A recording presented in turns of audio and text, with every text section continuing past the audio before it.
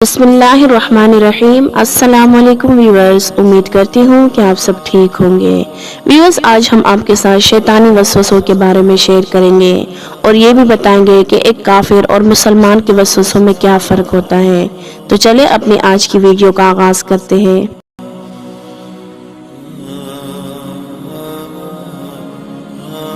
इंसान के दिल में तरह तरह के ख्यालात आते हैं और इनको वसावस कहते हैं। नमाज पढ़ते वक्त ख़ास तौर पर ऐसे ख्यालात आते हैं जिसे कि अल्लाह ताला के ज़ात के मुतालिक भी कभी इंसान के दिल में शैतानी ख्यालात आते हैं।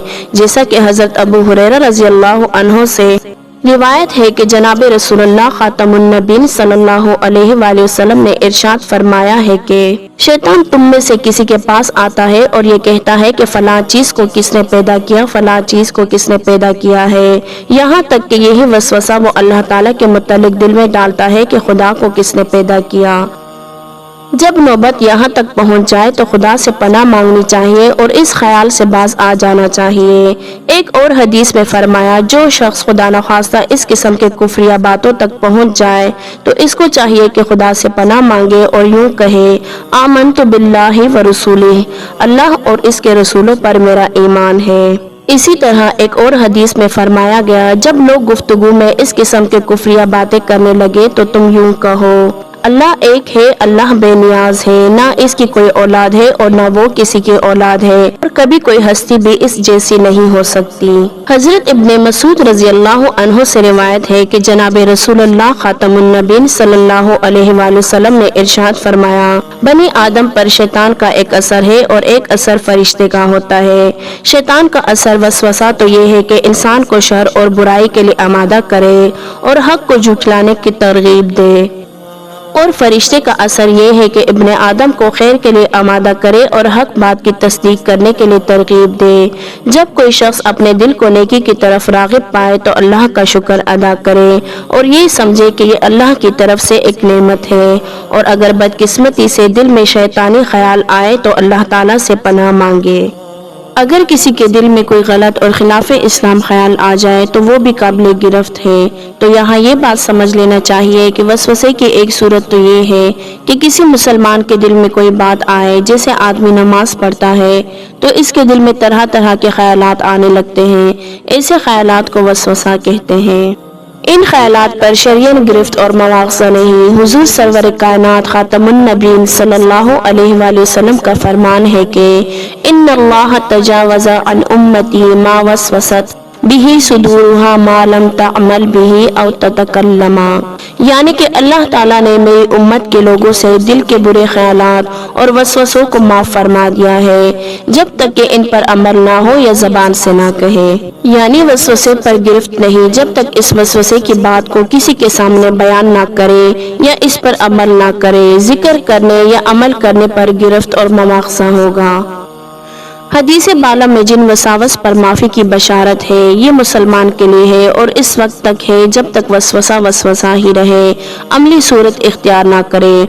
और अगर यही वसवसा अमली शक्ल में एक मुसलमान से सरजद होने लगे तो फिर इस पर मवाक़ज़ा और खुदा के यहाँ मुहासबा होगा।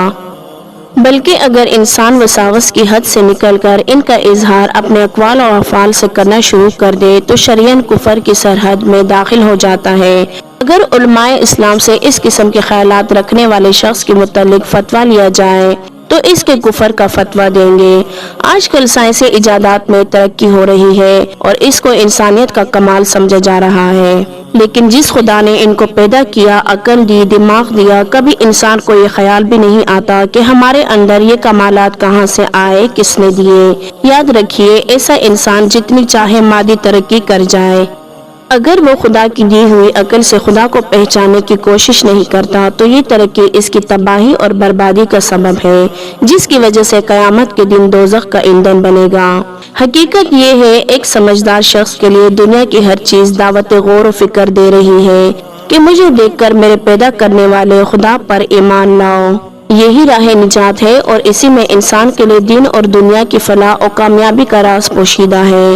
इरशाद खुदावंदी है, इन्ना फिस समावाति वल अर्ज़ि लआयातिन लिल मुमिनीन, بے شک آسمانوں اور زمینوں میں بے شمار نشانیاں ہیں ماننے والوں کے لیے۔ سورہ جاثیہ میں اللہ تعالیٰ کا ارشاد ہے، اور تمہارے بنانے میں اور ان حیوانات میں جو زمین میں پھیلا رکھے ہیں نشانیاں ہیں ان لوگوں کے لیے جو یقین رکھتے ہیں۔ یعنی انسان خود اپنی بناوٹ اور دوسرے حیوانات کی ساخت بناوٹ میں غور کرے تو درجہ عرفان اور ایقان تک پہنچنے والی ہزاروں نشانیاں ملیں گی۔ زمین میں جب گھاس اگتی ہے تو وہ بھی اپنے پیدا کرنے والے کی بلندی اور بزرگی کا اعتراف کرتے ہوئے سیدھی ہوتی ہے۔ گویا اس کا سیدھا ہونا بھی خدا کی وحدانیت اور اس کی بلند و بالا ہونے کی طرف اشارہ ہے۔ حضرت ثوبان رضی اللہ عنہ کی روایت میں ہے کہ ایک مرتبہ حضرت موسیٰ علیہ السلام نے اللہ تعالیٰ کی خدمت میں عرض کیا کہ پروردگار، کیا تو مجھ سے اتنے قریب ہے کہ میں تجھ کو چپکے سے پکاروں اور تو سن لے، یا پھر تو اتنے فاصلے پر ہے کہ میں تجھ کو زور سے پکاروں؟ تو اللہ تعالیٰ نے ارشاد فرمایا، اے موسیٰ، میں تیرے دائیں بائیں آگے پیچھے ہر جگہ موجود ہوں۔ اے موسیٰ، جب بھی میرا کوئی بندہ مجھے یاد کرتا ہے تو میں اس کا ہم نشین ہوتا ہوں، اور جب مجھ کو میرا کوئی بندہ پکارتا ہے تو میں اس کے پاس ہوتا ہوں۔